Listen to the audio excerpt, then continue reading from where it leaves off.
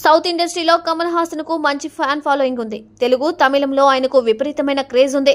ఇప్పటి వరకు ఎన్నో సూపర్ హిట్ చిత్రాల్లో నటించి మెప్పించారు. ప్రస్తుతం టగ్ లైఫ్ చిత్రంలో నటిస్తున్నారు. ఇదిలా ఉంటే తాజాగా కమల్ హాసన్ తన అభిమానులకు షాకింగ్ ప్రకటన విడుదల చేశారు.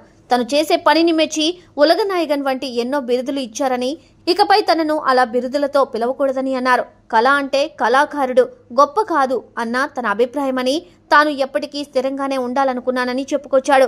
నటుడిగా తన కర్తవ్యాన్ని నిర్వహించాలనుకుంటున్నానని, అందుకే తనకు స్టార్ ట్యాగ్స్ వద్దని అన్నారు.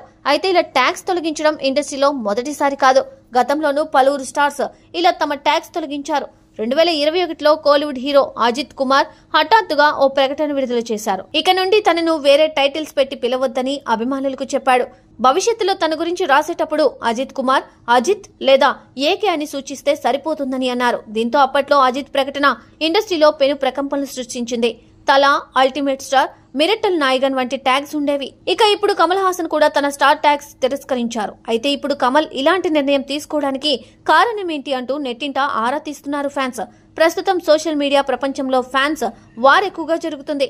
అందుకే అభిమానుల మధ్య మనస్పర్ధలు, గొడవలు తగ్గించేందుకు ఇలాంటి చిన్న చిన్న నిర్ణయాలు తప్పవని తెలుస్తోంది.